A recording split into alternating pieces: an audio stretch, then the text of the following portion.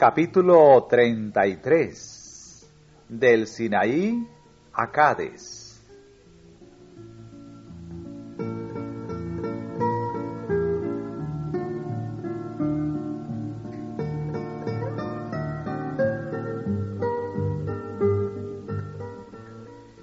La construcción del tabernáculo no principió sino cuando hubo transcurrido cierto tiempo después de la llegada de Israel al Sinaí, y la sagrada estructura se levantó por primera vez al principio del segundo año después de la salida. Siguió luego la consagración de los sacerdotes, la celebración de la Pascua, el censo del pueblo y la realización de varios arreglos esenciales para su sistema civil o religioso. Así que Israel pasó casi un año en el campamento del Sinaí. Allí su culto tomó una forma más precisa y definitiva. Se le dieron las leyes que habían de regir la nación y se verificó una organización más eficiente en preparación para su entrada en la tierra de Canaán.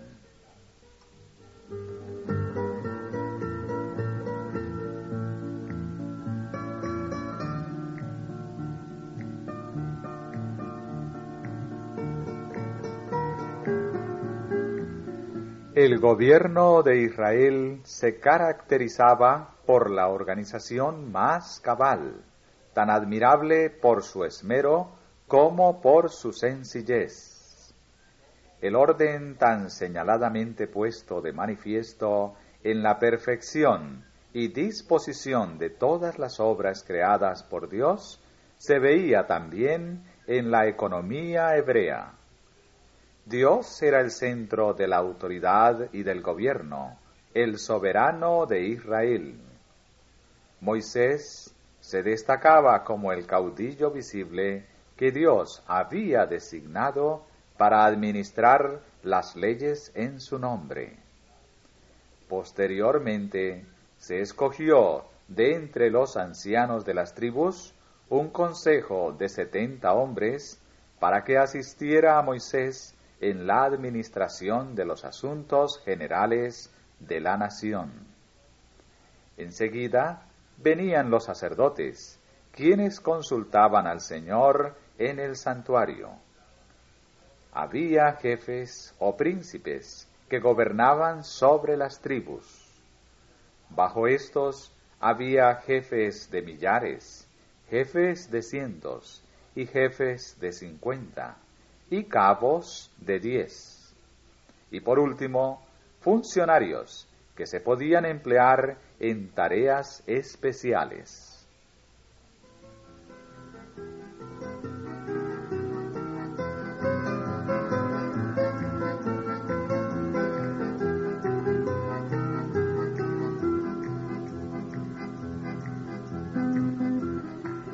El campamento hebreo se ordenaba en exacta disposición. Quedaba repartido en 3 grandes divisiones, cada una de las cuales tenía señalado su sitio en el campamento. En el centro estaba el tabernáculo, la morada del Rey invisible.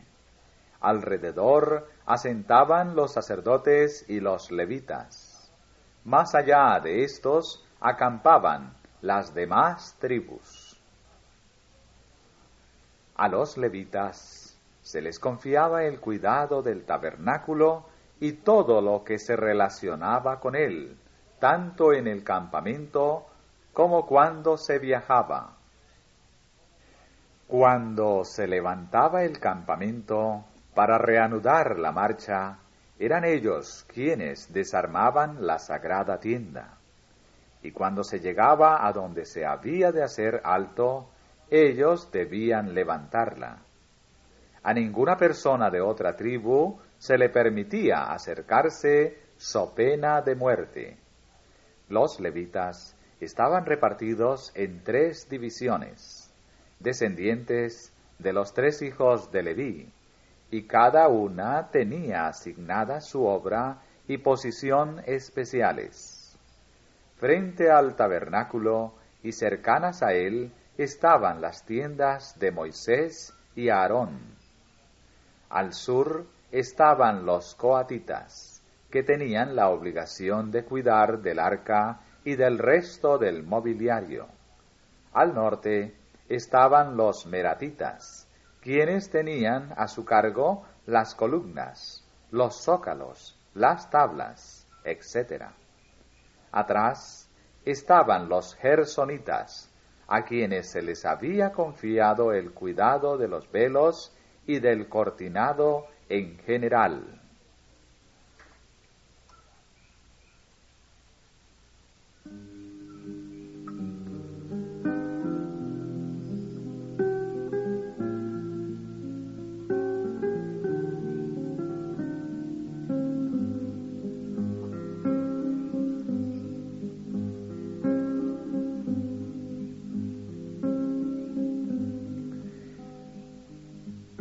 Se especificaba también la posición de cada tribu. Cada uno tenía que marchar y acampar al lado de su propia bandera, tal como lo había ordenado el Señor. Los hijos de Israel acamparán cada uno junto a su bandera, según las enseñas de las casas de sus padres. De la manera que asientan el campo, así caminarán, cada uno en su lugar, junto a sus banderas. A la multitud mixta que había acompañado a Israel desde Egipto, no se le permitía ocupar los mismos cuarteles que las tribus, sino que había de habitar en las afueras del campamento, y sus hijos habían de quedar excluidos de la comunidad hasta la 3ª generación. Se mandó que se observara una limpieza escrupulosa, así como también un orden estricto en todo el campamento y sus inmediaciones. Se impusieron meticulosas medidas sanitarias. La entrada al campamento estaba prohibida a toda persona que por cualquier causa fuese considerada inmunda. Estas medidas eran indispensables para conservar la salud de aquella enorme multitud, y era necesario también que reinase perfecto orden y pureza para que Israel pudiese gozar de la presencia de un Dios santo. Así declaró: Jehová tu Dios anda por medio de tu campo, para librarte y entregar tus enemigos delante de ti. Por tanto, será tu real santo.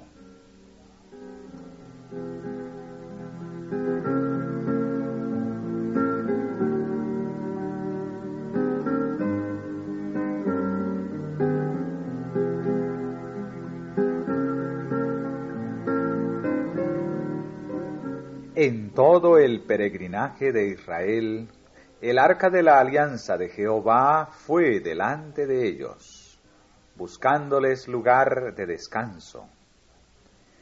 Llevada por los hijos de Coad, el arca sagrada que contenía la santa ley de Dios había de encabezar la vanguardia. Delante de ella iban Moisés y Aarón, y los sacerdotes, llevando trompeta de plata, se estacionaban cerca.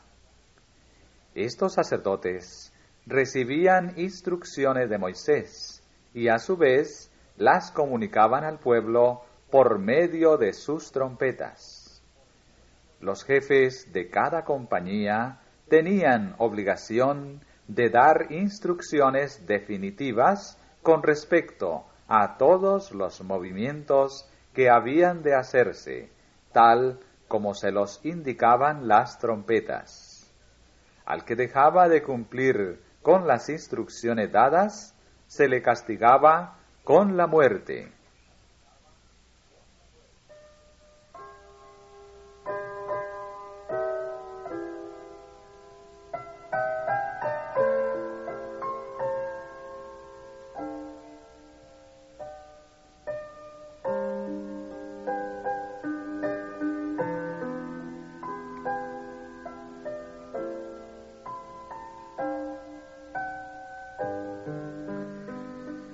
Dios es un Dios de orden. Todo lo que se relaciona con el cielo está en orden perfecto. La sumisión y una disciplina cabal distinguen los movimientos de la hueste angélica. El éxito solo puede acompañar al orden y a la acción armónica.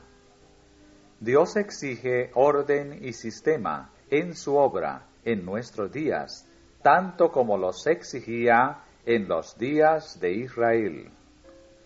Todos los que trabajaban para Él han de actuar con inteligencia, no en forma negligente o al azar. Él quiere que su obra se haga con fe y exactitud, para que pueda poner sobre ella el sello de su aprobación. Dios mismo dirigió a los israelitas en todos sus viajes. El sitio en que habían de acampar les era indicado por el descenso de la columna de nube, y mientras habían de permanecer en el campamento, la nube se mantenía asentada sobre el tabernáculo. Cuando era tiempo de que continuaran su viaje, la columna se levantaba en lo alto sobre la sagrada tienda. Una invocación solemne distinguía tanto el alto como la partida de los israelitas. Y fue que en moviendo el arca, Moisés decía: «Levántate, Jehová, y sean disipados tus enemigos, y huyan de tu presencia los que te aborrecen». Y cuando ella asentaba, decía: «Vuelve, Jehová, a los millares de Israel».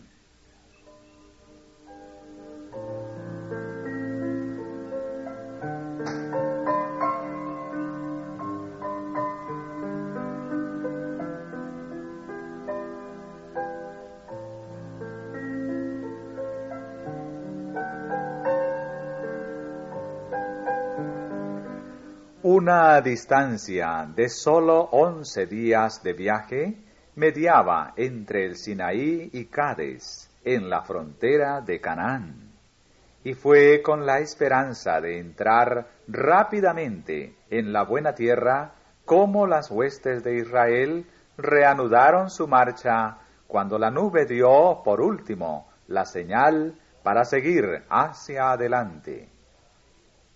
Jehová había obrado maravillas al sacarlos de Egipto, y ¿qué bendiciones no podrían esperar ahora que habían pactado formalmente aceptarle como su soberano y habían sido reconocidos como el pueblo escogido del Altísimo? No obstante, a muchos les costaba abandonar el sitio donde habían acampado por tan largo tiempo. Habían llegado casi a considerarlo como su hogar. Al abrigo de aquellas murallas de granito, Dios había reunido a su pueblo, aparte de todas las demás naciones, para repetirle su santa ley. Se deleitaban en mirar el sagrado monte, en cuyos picos blanquecinos y cumbres estériles la divina gloria se había manifestado ante ellos tantas veces. Ese escenario estaba tan íntimamente asociado con la presencia de Dios y de los santos ángeles que les parecía demasiado sagrado para abandonarlo irreflexiva o siquiera alegremente.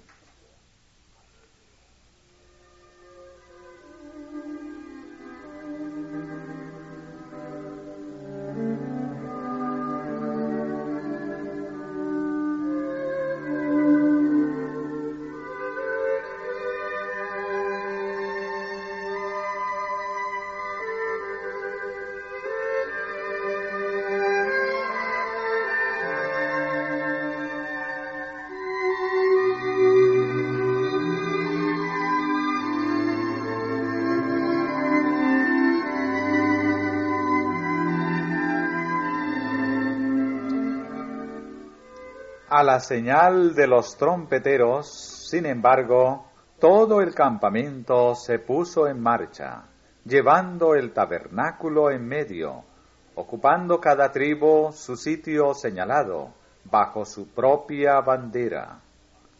Todos los ojos miraron ansiosamente para ver en qué dirección les guiaría la nube. Cuando se movió hacia el este, donde sólo había sierras negras y desoladas, un sentimiento de tristeza y de duda se apoderó de muchos corazones. A medida que avanzaban, el camino se les hizo más escabroso. Iba por hondonadas pedregosas y páramos estériles. Alrededor de ellos estaba el gran desierto. Estaban en una tierra desierta y despoblada, por tierra seca y de sombra de muerte, por una tierra por la cual no pasó varón, ni allí habitó hombre. Los desfiladeros rocallosos, tanto los lejanos como los cercanos, estaban repletos de hombres, mujeres y niños, con bestias y carros, e hileras interminables de rebaños y manadas. El progreso de su marcha era necesariamente lento y trabajoso, y después de haber estado acampadas por tanto tiempo, las multitudes no estaban preparadas para soportar los peligros y las incomodidades de la jornada.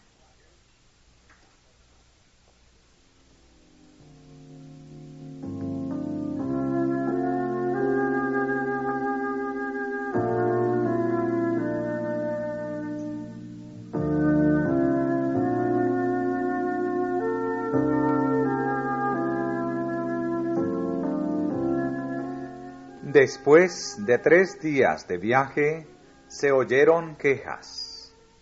Estas se originaron entre la turba mixta que abarcaba a mucha gente que no estaba completamente unida a Israel, sino que se mantenía siempre alerta para notar cualquier motivo de crítica. A los quejosos no los satisfacía la dirección que se seguía en la marcha, y constantemente censuraban la manera en que Moisés los dirigía, aunque sabían que, como ellos mismos, él seguía la nube orientadora. El desafecto es contagioso y pronto cundió por todo el campamento.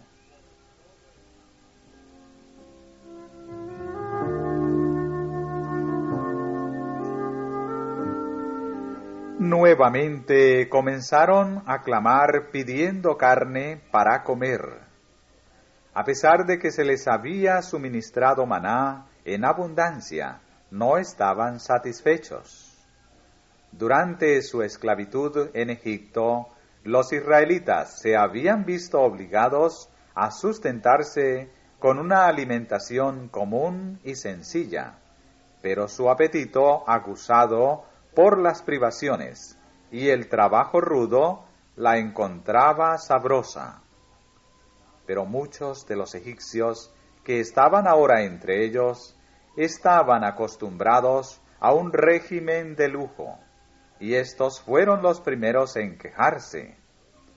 Cuando estaba por darles maná, un poco antes de que llegara Israel al Sinaí, Dios les concedió carne en respuesta a sus clamores, pero se les suministró por un día solamente. Dios podría haberles suplido carne tan fácilmente como les proporcionaba maná, pero para su propio bien se les impuso una restricción. Dios se proponía suplirles alimentos más apropiados a sus necesidades que el régimen estimulante al que muchos se habían acostumbrado en Egipto. Su apetito pervertido debía ser corregido y devuelto a una condición más saludable, a fin de que pudieran hallar placer en el alimento que originalmente se proveyó para el hombre, los frutos de la tierra, que Dios dio a Adán y a Eva en el Edén. Por este motivo, quedaron los israelitas en gran parte privados de alimentos de origen animal.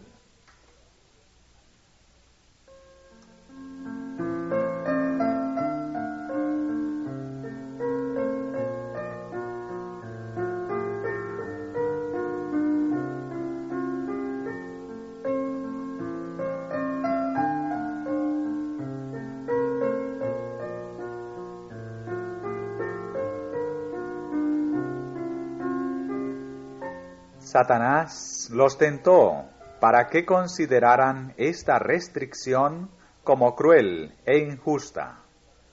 Les hizo codiciar las cosas prohibidas, porque vio que la complacencia desenfrenada del apetito tendería a producir sensualidad, y por estos medios les resultaría más fácil dominarlos.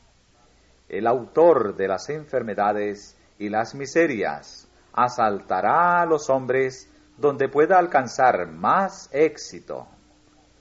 Mayormente por las tentaciones dirigidas al apetito, ha logrado inducir a los hombres a pecar desde la época en que indujo a Eva a comer el fruto prohibido, y por este mismo medio indujo a Israel a murmurar contra Dios. Porque favorece efectivamente a la satisfacción de las pasiones bajas, la intemperancia en el comer y en el beber prepara el camino para que los hombres menosprecien todas las obligaciones morales. Cuando la tentación los asalta, tienen muy poca fuerza de resistencia. Dios sacó a los israelitas de Egipto para establecerlos en la tierra de Canaán como un pueblo puro, santo y feliz. En el logro de este propósito les hizo pasar por un curso de disciplina tanto para su propio bien como para el de su posteridad. Si hubieran querido dominar su apetito en obediencia a las sabias restricciones de Dios, no se habría conocido debilidad ni enfermedad entre ellos. Sus descendientes habrían poseído fuerza física y espiritual. Habrían tenido percepciones claras y precisas de la verdad y del deber, discernimiento agudo y sano juicio.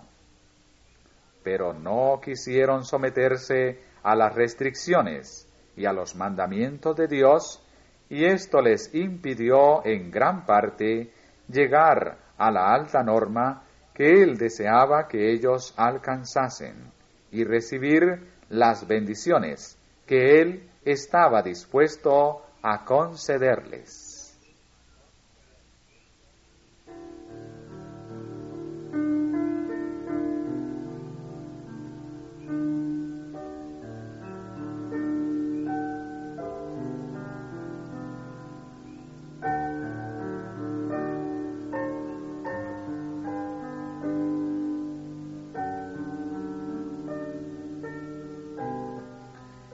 Dice el salmista: pues tentaron a Dios en su corazón, pidiendo comida a su gusto, y hablaron contra Dios, diciendo: ¿podrá poner mesa en el desierto?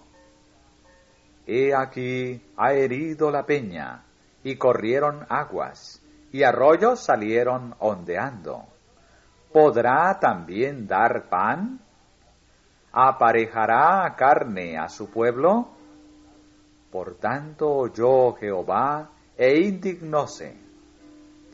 Las murmuraciones y las azonadas habían sido frecuentes durante el trayecto del Mar Rojo al Sinaí, pero porque se compadecía de su ignorancia y su ceguedad, Dios no castigó el pecado de ellos con sus juicios. Pero desde entonces se les había revelado en Horeb. Habían recibido mucha luz, pues habían visto la majestad, el poder y la misericordia de Dios. Y por su incredulidad y descontento incurrieron en gran culpabilidad. Además, habían pactado aceptar a Jehová como su rey y obedecer su autoridad.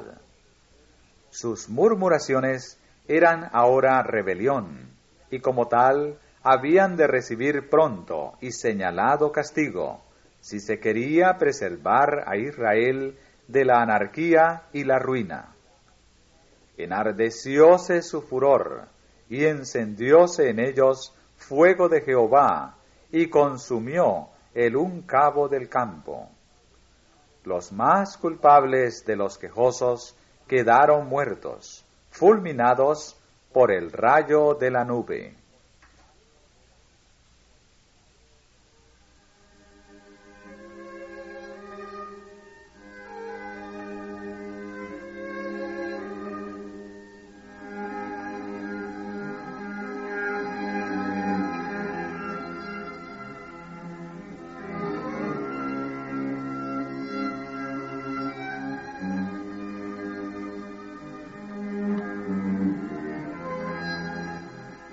Aterrorizado, el pueblo suplicó a Moisés que implorase al Señor en su favor.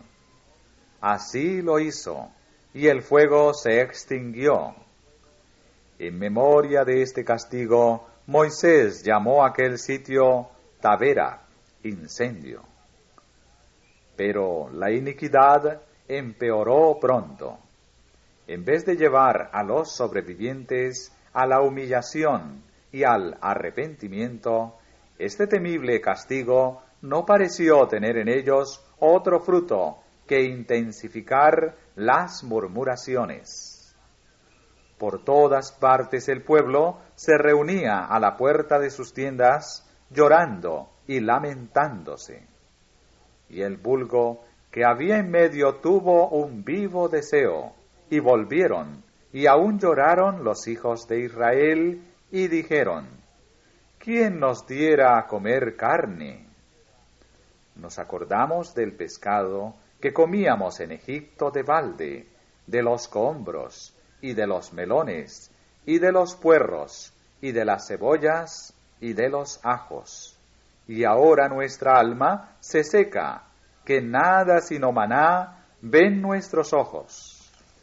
Así manifestaron su descontento con los alimentos que su Creador les proporcionaba. No obstante, tenían pruebas constantes de que ese alimento se adaptaba a sus necesidades, pues a pesar de las tribulaciones que soportaban, no había una sola persona débil en todas las tribus. El corazón de Moisés desfalleció. Había suplicado que Israel no fuese destruido, aun cuando esa destrucción habría permitido que su propia posteridad se convirtiese en una gran nación. En su amor por los hijos de Israel, había pedido que su propio nombre fuese borrado del libro de la vida antes de que se los dejara perecer. Lo había arriesgado todo por ellos, y esta era su respuesta. Le achacaban todas las tribulaciones que pasaban, aun los sufrimientos imaginarios, y sus murmuraciones inicuas hacían doblemente pesada la carga de cuidado y responsabilidad bajo la cual vacilaba. En su angustia llegó hasta sentirse tentado a desconfiar de Dios. Su oración fue casi una queja. ¿Por qué has hecho mal a tu siervo? ¿Y por qué no he hallado gracia en tus ojos, que has puesto la carga de todo este pueblo sobre mí? ¿De dónde tengo yo carne para dar a todo este pueblo? porque lloran a mí diciendo, danos carne que comamos. No puedo yo solo soportar a todo este pueblo, que me es pesado en demasía.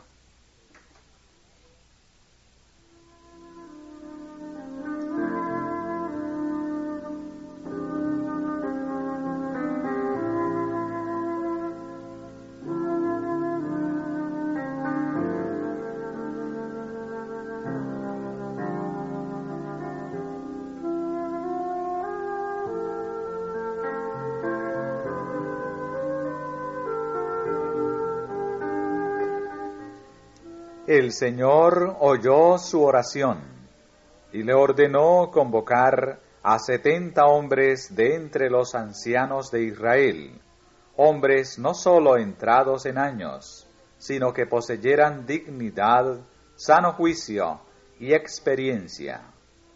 Y tráelos, dijo, a la puerta del tabernáculo del testimonio, y esperen allí contigo. Y yo descenderé y hablaré allí contigo, y tomaré del Espíritu que está en ti, y pondré en ellos, y llevarán contigo la carga del pueblo, y no la llevarás tú solo. El Señor permitió a Moisés que él mismo escogiera los hombres más fieles y eficientes para que compartieran la responsabilidad con él. La influencia de ellos serviría para refrenar la violencia del pueblo y reprimir la insurrección. No obstante, graves males resultarían eventualmente del ascenso de ellos. Nunca habrían sido escogidos si Moisés hubiera manifestado una fe correspondiente a las pruebas que había presenciado del poder y de la bondad de Dios. Pero había exagerado sus propios servicios y cargas, y casi había perdido de vista el hecho de que no era sino el instrumento por medio del cual Dios había obrado.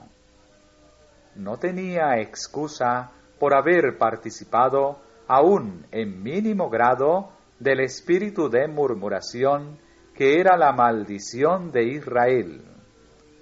Si hubiera confiado por completo en Dios, el Señor le habría guiado continuamente y le habría dado fortaleza para toda emergencia.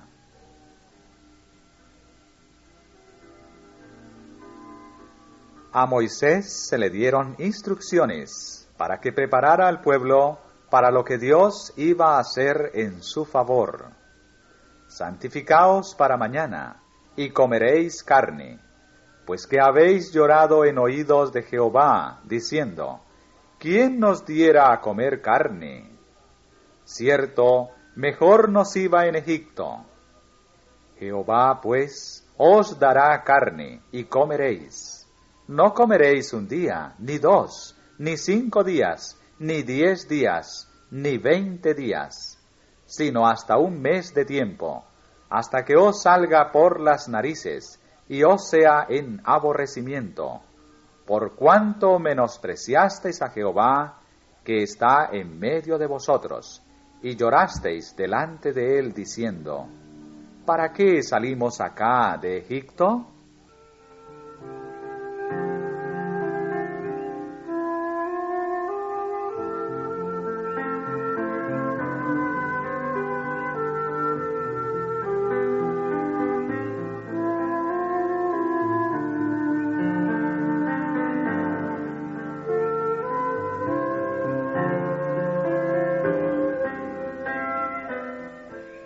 «600,000 de a pie es el pueblo en medio del cual yo estoy», dijo Moisés. Y tú dices, «Les daré carne y comerán el tiempo de un mes». ¿Se han de degollar para ellos ovejas y bueyes que les basten? ¿O se juntarán para ellos todos los peces de la mar para que tengan abasto? Dios le reprendió así por su falta de confianza. ¿Hase acortado la mano de Jehová? Ahora verás si te sucede mi dicho o no.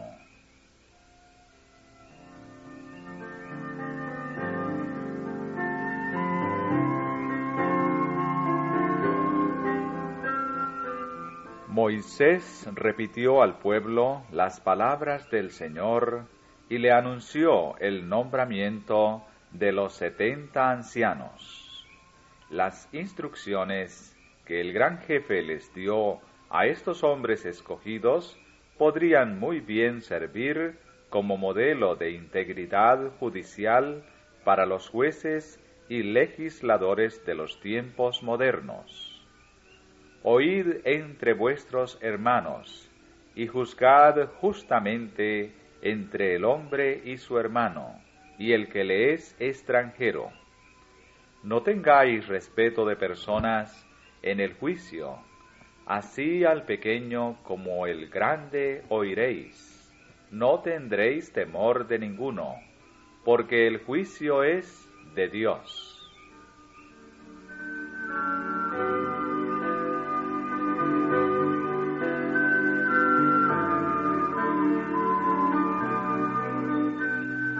Luego Moisés hizo comparecer a los 70 ante el tabernáculo. Entonces Jehová descendió en la nube y hablóle, y tomó del espíritu que estaba en él, y púsolo en los 70 varones ancianos. Y fue que cuando posó sobre ellos el espíritu, profetizaron, y no cesaron. Como los discípulos en el día de Pentecostés, fueron investidos de potencia de lo alto. Plugo al Señor prepararlos así para su obra y honrarlos en presencia del pueblo, para que se estableciera confianza en ellos como hombres escogidos divinamente para participar con Moisés en el gobierno de Israel.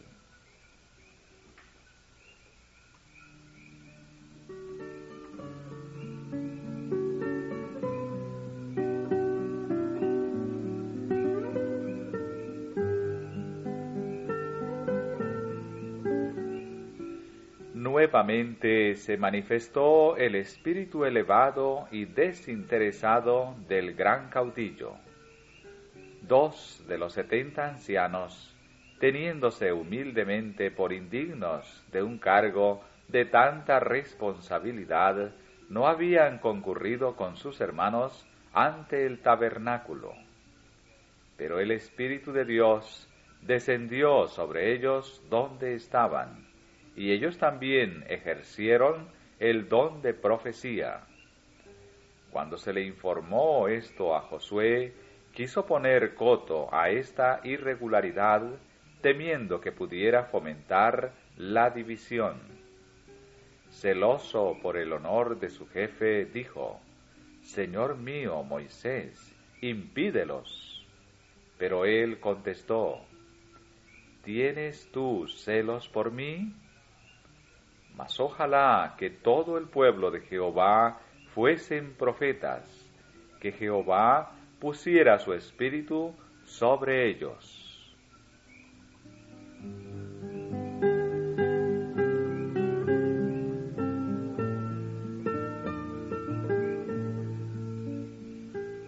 Un viento fuerte que sopló entonces de la mar trajo bandadas de codornices y dejólas sobre el real, un día de camino de la una parte y un día de camino de la otra, en derredor del campo, y casi 2 codos sobre la haz de la tierra. Todo aquel día y aquella noche y el siguiente día, el pueblo trabajó recogiendo el alimento que milagrosamente se le había provisto. Recogieron grandes cantidades de codornices. El que menos recogió 10 homeres. Se conservó por desecamiento todo lo que no era necesario para el consumo del momento, de manera que la provisión, tal como Dios lo había prometido, fue suficiente para todo un mes.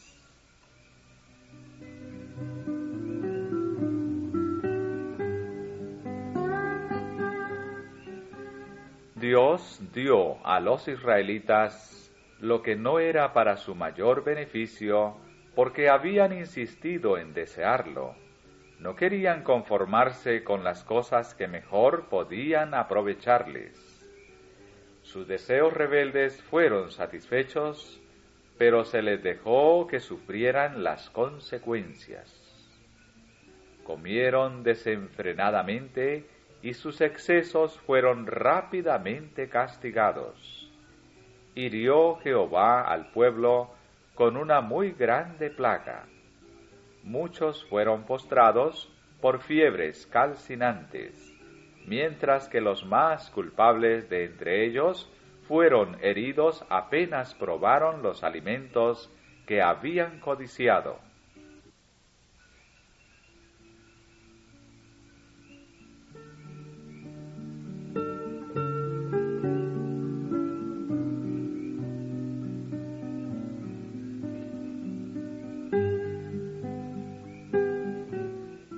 En Haserot, el siguiente sitio en donde acamparon después de salir de Taberac, una prueba aún mayor le esperaba a Moisés. Aarón y María habían ocupado una posición encumbrada en la dirección de los asuntos de Israel. Ambos tenían el don de profecía, y ambos habían estado asociados divinamente con Moisés en el libramiento de los hebreos. Envié delante de ti a Moisés y a Aarón y a María, declaró el Señor por medio del profeta Miqueas. En temprana edad, María había revelado su fuerza de carácter, cuando siendo niña vigiló a la orilla del Nilo el cesto en que estaba escondido el niño Moisés. Su dominio propio y su tacto habían contribuido a salvar la vida del libertador del pueblo.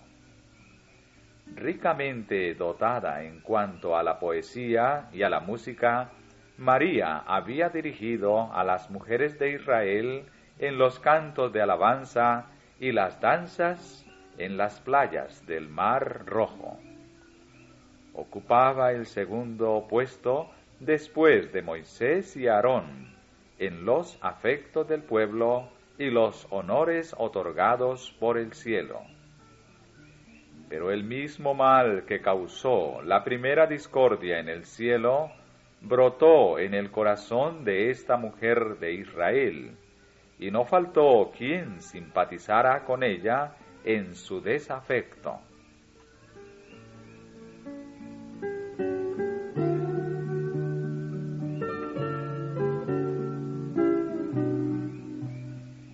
Ni María ni Aarón fueron consultados en el nombramiento de los 70 ancianos, y esto despertó sus celos contra Moisés.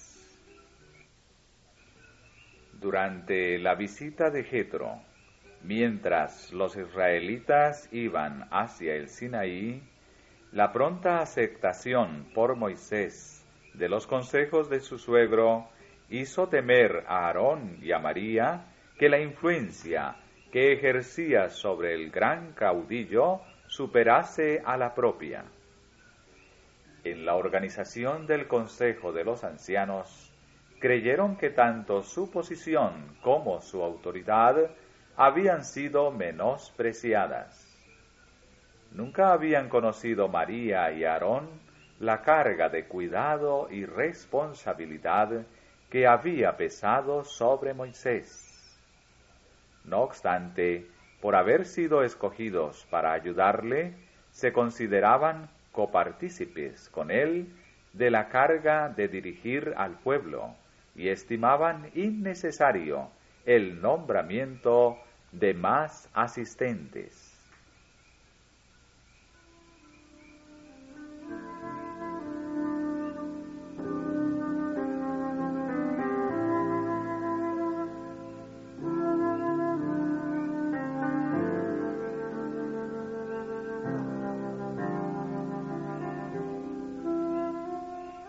Moisés comprendía la importancia de la gran obra que se le había encomendado como ningún otro hombre la comprendió jamás.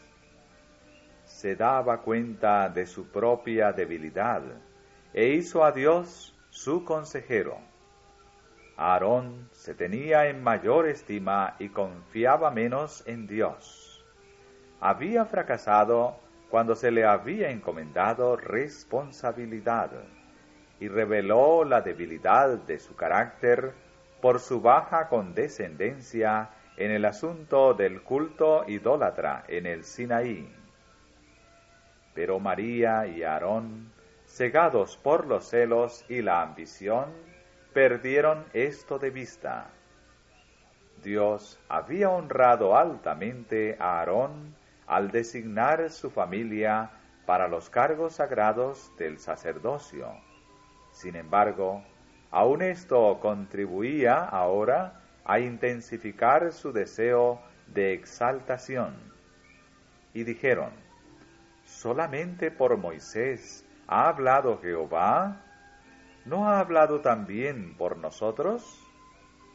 Creyéndose igualmente favorecidos por Dios, pensaron que tenían derecho a la misma posición y autoridad que Moisés.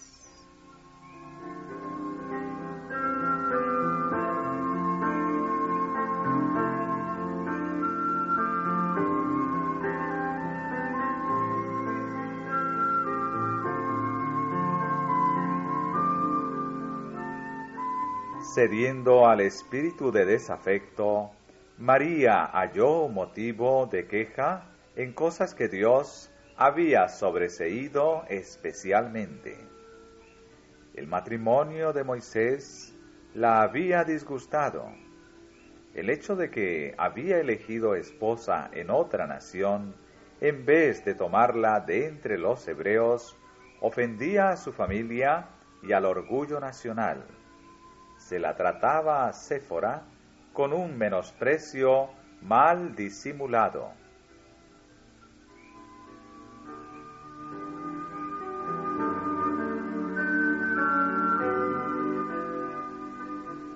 Aunque se la llama mujer cusita o etíope, la esposa de Moisés era de origen madianita y por lo tanto descendiente de Abraham.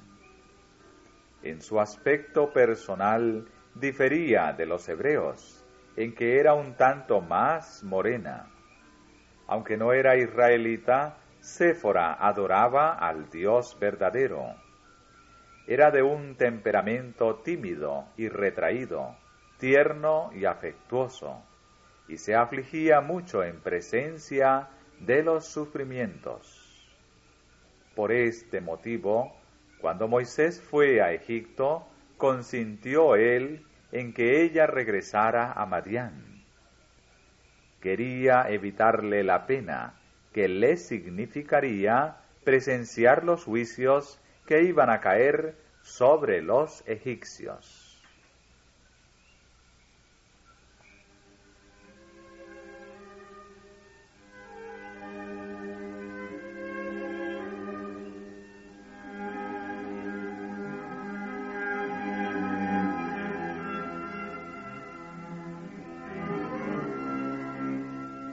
Cuando Séfora se reunió con su marido en el desierto, vio que las cargas que llevaba estaban agotando sus fuerzas, y comunicó sus temores a Jetro, quien sugirió que se tomasen medidas para aliviarle.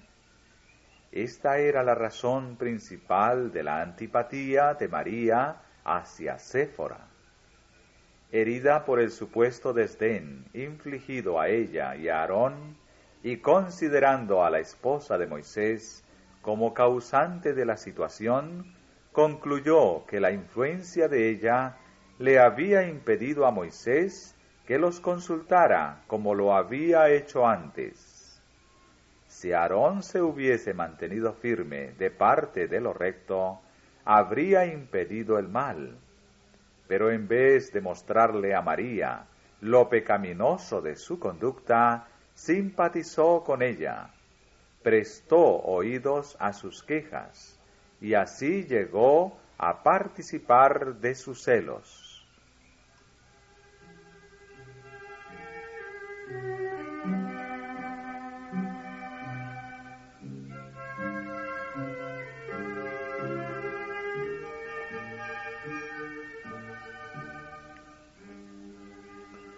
Moisés soportó sus acusaciones en silencio paciente y sin queja. Fue la experiencia que adquiriera durante los muchos años de trabajo y espera en Madián, el espíritu de humildad y longanimidad que cultivara allí, lo que preparó a Moisés para arrostrar con paciencia la incredulidad y la murmuración del pueblo, y el orgullo y la envidia de los que hubieran debido ser sus asistentes firmes y resueltos. Y aquel varón Moisés era muy manso, más que todos los hombres que había sobre la tierra, y por este motivo Dios le otorgó más de su sabiduría y dirección que a todos los demás. Dice la Escritura: encaminará a los humildes por el juicio, y enseñará a los mansos su carrera. Los mansos son dirigidos por el Señor, porque son dóciles y dispuestos a recibir instrucción. Tienen un deseo sincero de saber y hacer la voluntad de Dios. Esta es la promesa del Salvador.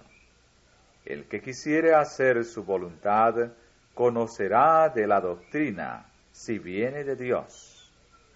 Y declara por medio del apóstol Santiago: y si alguno de vosotros tiene falta de sabiduría, demándela a Dios, el cual da a todos abundantemente, y no zahiere, y le será dada. Pero la promesa es solamente para los que quieran seguirle del todo. Dios no fuerza la voluntad de nadie. Por consiguiente, no puede conducir a los que son demasiado orgullosos para recibir instrucción, que se empeñan en hacer su propia voluntad. Acerca de quien adolezca duplicidad mental, es decir, quien procura seguir los dictados de su propia voluntad, mientras profesa seguir la voluntad de Dios, se ha escrito: no piense pues el tal hombre que recibirá ninguna cosa del Señor.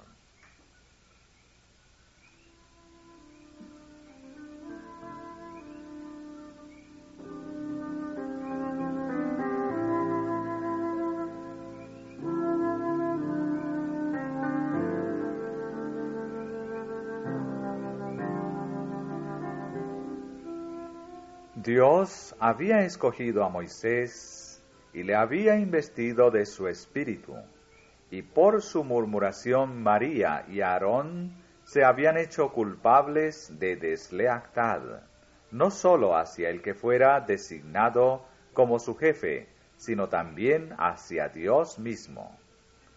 Los murmuradores sediciosos fueron convocados al tabernáculo y careados con Moisés. Entonces Jehová descendió en la columna de la nube, y púsose a la puerta del tabernáculo, y llamó a Aarón y a María. No negaron sus aseveraciones acerca de las manifestaciones del don de profecía por su intermedio. Dios podía haberles hablado en visiones y sueños, pero a Moisés, a quien el Señor mismo declaró fiel en toda mi casa, se le había otorgado una comunión más estrecha. Con él Dios hablaba boca a boca. ¿Por qué, pues, no tuvisteis temor de hablar contra mi siervo Moisés? Entonces el furor de Jehová se encendió en ellos, y fuese. La nube desapareció del tabernáculo como señal del desagrado de Dios, y María fue castigada. Quedó leprosa como la nieve. A Aarón se le perdonó el castigo, pero el de María fue una severa reprensión para él. Entonces, humillado hasta el polvo, el orgullo de ambos, Aarón confesó el pecado que habían cometido e imploró al Señor que no dejara perecer a su hermana por aquel azote repugnante y fatal. En respuesta a las oraciones de Moisés, se limpió la lepra de María. Sin embargo, ella fue excluida del campo durante 7 días. Tan solo cuando quedó desterrada del campamento, volvió el símbolo del favor de Dios a posarse sobre el tabernáculo. En consideración a su elevada posición y en señal de pesar por el golpe que ella había recibido, todo el pueblo permaneció en Aserot en espera de su regreso.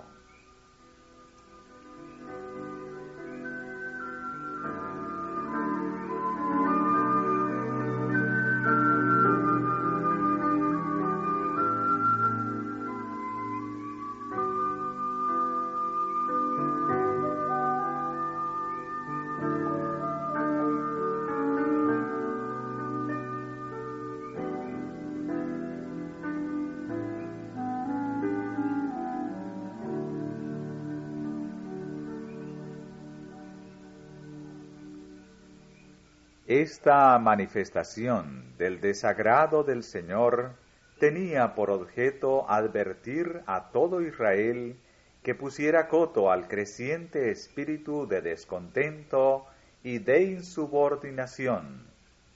Si el descontento y la envidia de María no hubiesen recibido una señalada reprensión, habrían resultado en grandes males.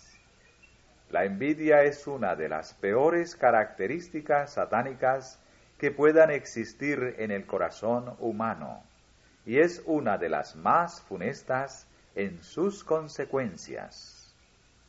Dice el sabio: cruel es la ira, e impetuoso el furor, mas ¿quién parará delante de la envidia? Fue la envidia la que causó la primera discordia en el cielo, y el albergarla ha obrado males indecibles entre los hombres. Porque donde hay envidia y contención, allí hay perturbación y toda obra perversa.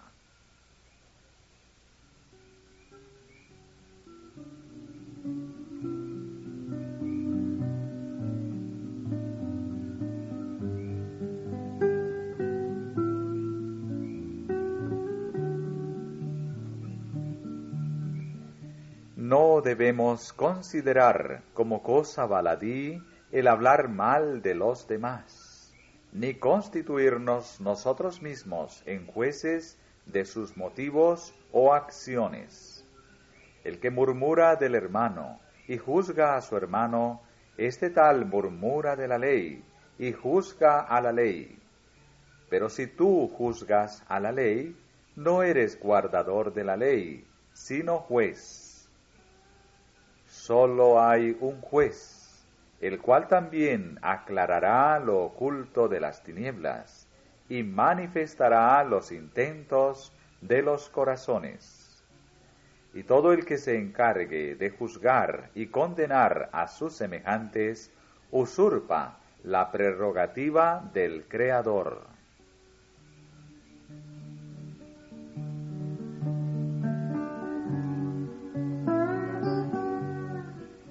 La Biblia nos enseña en forma especial que prestemos cuidado a no acusar precipitadamente a los llamados por Dios para que actúen como sus embajadores. El apóstol Pedro, al describir una clase de pecadores empedernidos, los llama atrevidos, contumaces, que no temen decir mal de las potestades superiores. Como quiera que los mismos ángeles, que son mayores en fuerza y en potencia, no pronuncian juicio de maldición contra ellas delante del Señor. Y Pablo, en sus instrucciones dadas a los que dirigen las iglesias, dice: contra el anciano no recibas acusación, sino con 2 o 3 testigos. El que impuso a ciertos hombres la pesada carga de ser dirigentes y maestros de su pueblo, hará a éste responsable de la manera en que trate a sus siervos.